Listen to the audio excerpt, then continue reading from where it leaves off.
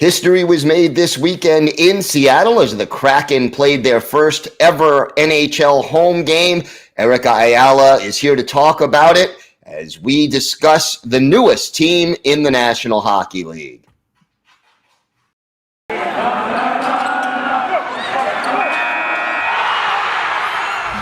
Locked On NHL, your daily podcast on the National Hockey League. Part of the Locked On Podcast Network. Your team every day.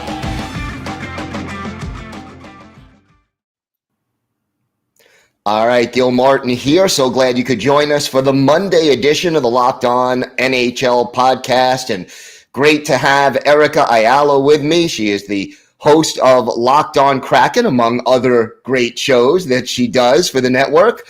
And Erica, how are you today? I'm doing well, Gil. Thanks for having me. And I'm repping the New York Metropolitans today with my hat choice, going back to Shea Stadium. Oh, I love it. I love it. A lot of great memories I had at Shea. So absolutely. Absolutely. So a lot of firsts this weekend in Seattle. Let's start with this. What was the atmosphere like in that building? So much buildup to this moment, franchise waiting years to finally have that first real home game. Tell me about what it was like. Sure thing. Well, sadly, my setup's a little different. I'm in the middle of a move, so I wasn't able to be in Seattle, but I touched base with a lot of insiders, a lot of beat reporters, and obviously there was a lot of excitement, but also it was kind of funny to hear the players talk about, they didn't get as many skates as I thought they would at Climate Pledge Arena. They had one practice and then morning skate. And so everything from the logistics of where the players were supposed to park to kind of joking around that they'd need folks to help them if they got turned around in the arena. So it definitely was a lot of energy, a lot of excitement. Overall good, but definitely still very new. No question about that. And I saw some of the pregame festivities and that atmosphere seemed electric. You had a great national anthem and I mean, just, everyone was so psyched up for this moment. Indeed. And we also saw one of the festivities included that the Seattle Kraken franchise retired their first ever jersey number, and that is the number 32. They are the 32nd franchise. It was 32,000 fans that made a deposit within the first 10 minutes of the franchise to even make the Seattle Kraken possible. I know some people were clowning it as like a weird reason to retire a number, but I think it fits perfectly with this franchise being privately funded, always having fan engagement, and really making sure as much as possible that they're involving what they consider their catchment area in the Pacific Northwest. So I was all about it. I'm here for it. Yeah, no, I thought it was a nice little touch. And you know what? When the very first thing you do before your first home game in part honors the fans, you got to love that attitude for a franchise to have.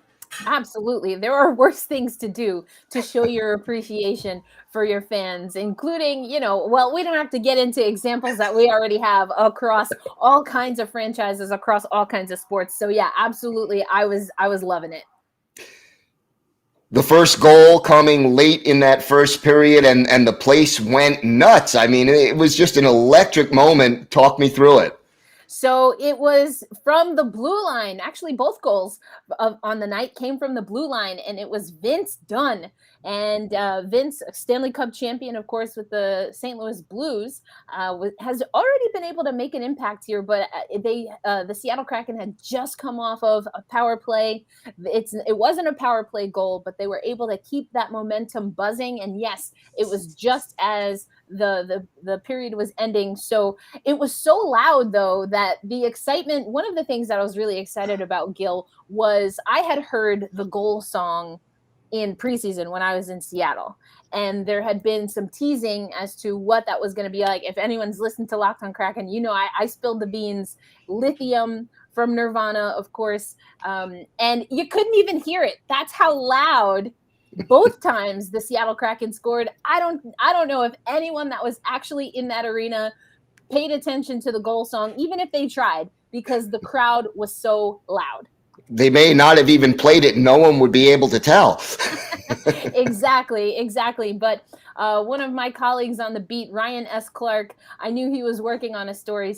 He's a writer for The Athletic. So if you want to know the story behind the goal song and the goal horn, which again, really couldn't hear it. So I'm looking forward to my first Kraken game where I get to experience that regular season Kraken game, because they did have the goal song in the preseason, not the goal horn, but the goal song. All right.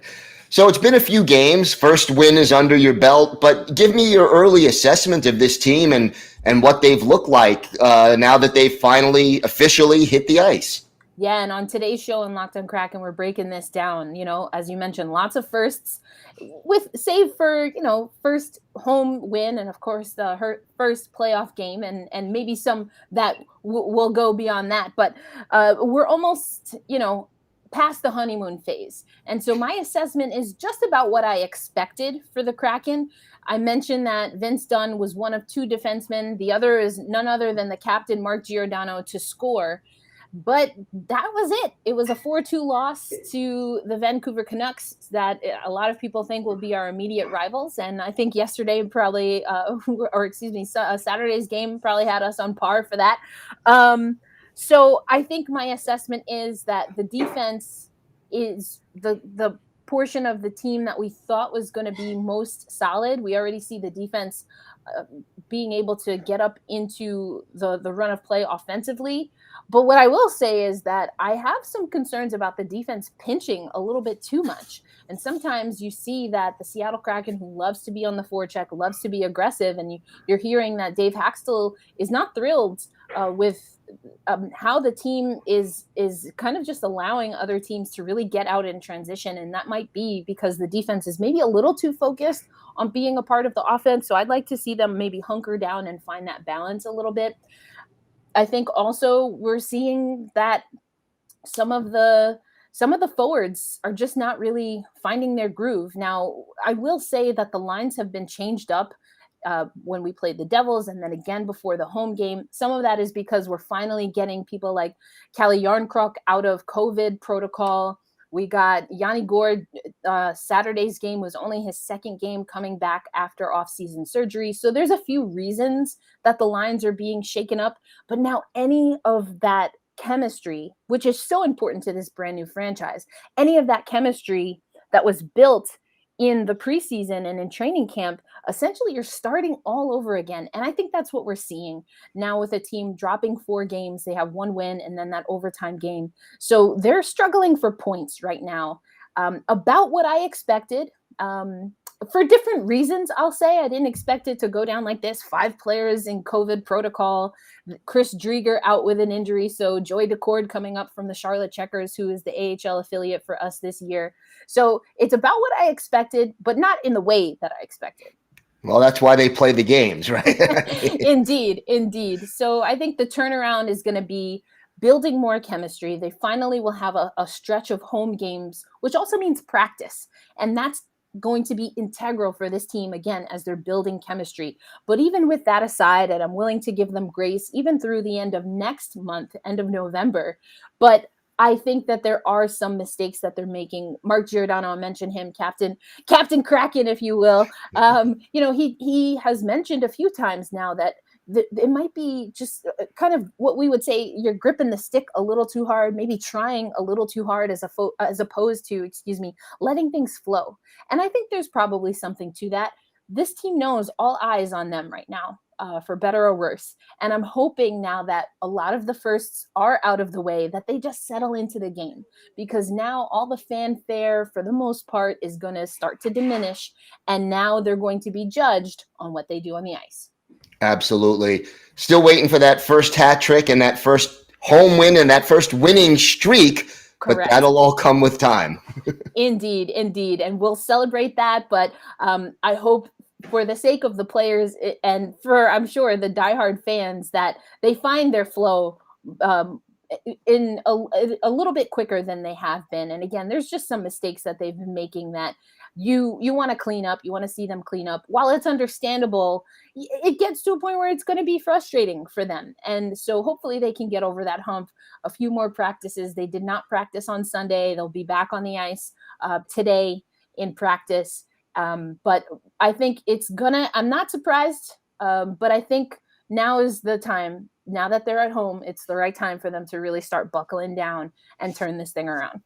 All right, we'll keep an eye on them. And Erica, thank you so much. And why don't you tell our listeners where they could find you on social media and where they could find your podcasts? I'll let you plug them all. All right. Well, thank you so much. Yeah, of course, head over to Locked On Kraken, just like everything else on the Locked On Podcast Network, free for you everywhere you listen to podcasts. And we're also on YouTube. And this week I mentioned that I have a move going on, so my wall's a little more barren, but still got the Fear the Deep poster. Still got to have that up there. But so we have some great interviews, including the woman, her name is Sharon Williams. She actually narrated the intro video that they played for the expansion draft, and that's exciting. We also have the scout Blake Bolden for the LA Kings, but is a pioneer and obviously knows the Pacific Division very well. So those are some of the interviews that you can expect over on YouTube and anywhere you can find Locked On Kraken, any podcast platform that you got.